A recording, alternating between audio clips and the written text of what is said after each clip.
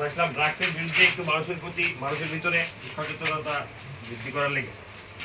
তাছাড়া ড্রাগসদের যে নেশা যে বাড়তেছে প্রতিদিন, এটার বিরুদ্ধে সরকার কোনো পদক্ষেপ নিতেছে না বা উদাসীন, নিলেও ওই কঠোরভাবে নেয় না। ওই সরকারের যে উদাসীন মনোভাব, এই মনোভাবের বিরুদ্ধেও সাধারণ জনগণরে একজুট করার লক্ষ্যেই আমরা আজকে মানে প্রচারপত্র বিলিতে পারি। আপনারাও আপনার পার্শ্ববর্তী এলাকাতে এবং আপনার বাড়ির পরিবারেও যদি কিশোর যুবক থাকে, তাদেরকে বোঝানোর দায়িত্বটা দিবেন যে ড্রাগসের নেশার দিকে গেলে সমাজ এবং নিজের স্বাস্থ্য তো ক্ষতি হইবে, সমাজেরও ক্ষতি হইতেছে। একের থেকে অপরের হইতেছে প্রচণ্ড পরিমাণে রোগ বাইরে থাকা, HIV পজিটিভ আর এইডস, এই ড্রাগসের কারণে অপরাগ এনে বুঝিয়ে দিই। তাই স্কুল পরে নেই রকম কাম কাজ বুঝিয়ে দিই, আনতে আমার অবতা থাকি নেই, বুঝলি খা হব এটা করে নেই। পক্ষ থেকে প্রতি যে এলাকায় মহকুমার বিভিন্ন এলাকায় ড্রাগসের যে প্রচণ্ড পরিমাণে খুব বাড়ছে, এর বিরুদ্ধে আমাদের একটা প্রচার নিয়েছিলাম না ইসলাম। আমাদের মতো যুব সমাজ যে সময় ড্রাগসের দিকে ঝুঁকে দেবে বা অটোমেটিকলি কিন্তু আগামী প্রজন্ম নষ্ট হয়ে যাবে। তো এটা যাতে না হয়, একজন সচেতন যুবক হিসেবে আপনারও কর্তব্য, আপনি এলাকাগুলো মানে বুঝাইবেন, বিশেষ করে স্কুল পড়াতে বুঝাইবেন যাতে ড্রাগসের দিকে না যায়। রাখ না খায় এই সবঙ্গ আন্তিরক বুঝলেও বুঝিয়ে দিই, নঙ্গ বুঝিয়ে দিই, বুঝি খা নেশারক টাকাই দিই, বুঝি খা। আমরা ডিওএফের পক্ষ থেকে এটা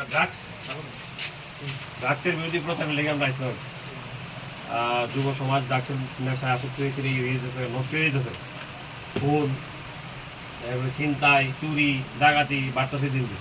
এই এলাকাতেও সম্ভবত এই পরিস্থিতি আছে। এই বিরুদ্ধে সচেতন নাগরিক হিসেবে সবার কর্তব্য এর বিরুদ্ধে কথা বলা। আমরা চাই আপনার মতো যুবক যারা আছে, প্লাস সমাজের অভিভাবক যারা আছে, তারা যাতে এইসব বিরুদ্ধে কথা করে, তার জন্য আমাদের এই আশা।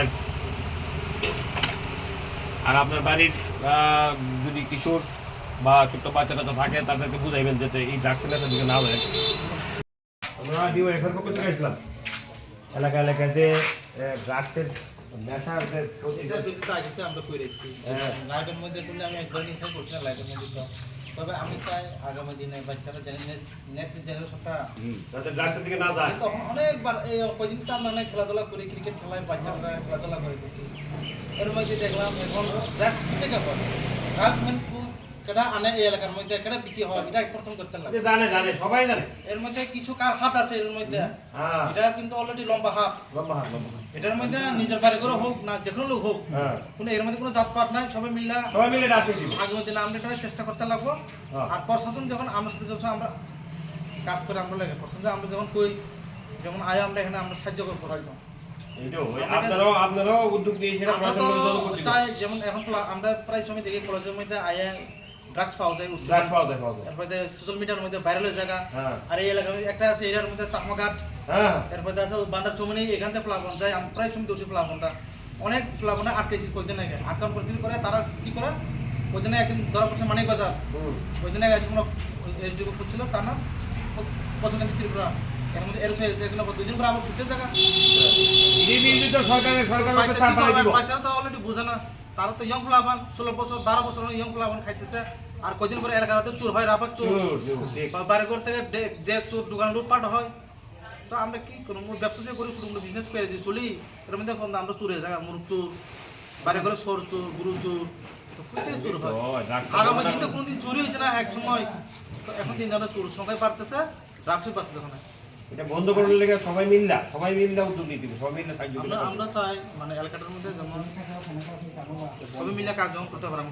আমরা ডিওএফআই আপনার লোকে আছি, আপনার মতো যুবকরা যারা আছেন, তারা যদি এলাকার মধ্যে এই ড্রাগস বিরোধী প্রচার করেন, তাহলে অবশ্যই ড্রাগস কোনোদিন বন্ধ হইব। আর পোলাপান যারা আছে স্কুল পড়ুয়া স্কুলে পড়ে, তারা বিশেষ করে বুঝাই দিব বলে এই দিকে যাই না, পড়াশোনা করো, গভর্নমেন্ট ডিগ্রি কলেজ এখানে স্টুডেন্ট অনেক ড্রাগস খায়। এই যে জঙ্গল, এই যে অফিস দিয়ে আছে পুলিশ বিট, এখানে প্রায় সময় এখানে আয় তারা ড্রাগস ইউজ করে। আমরা তো চাই ক্যাম্পের মধ্যে বাইসেন্স ভবিষ্যতে তার লাইফ খারাপ হবে। এই কলেজের মধ্যেও চলে না? চলে না কেন, কলেজের মধ্যে প্রায় সময় স্টুডেন্ট দেখি তো কলেজ স্টুডেন্ট হাতে মোবাইল চুরি করে দোকানের সামনে থেকে অ্যান্ড্রয়েড মোবাইল, তারপর প্রথম ক্লাস ধরা পড়ছে।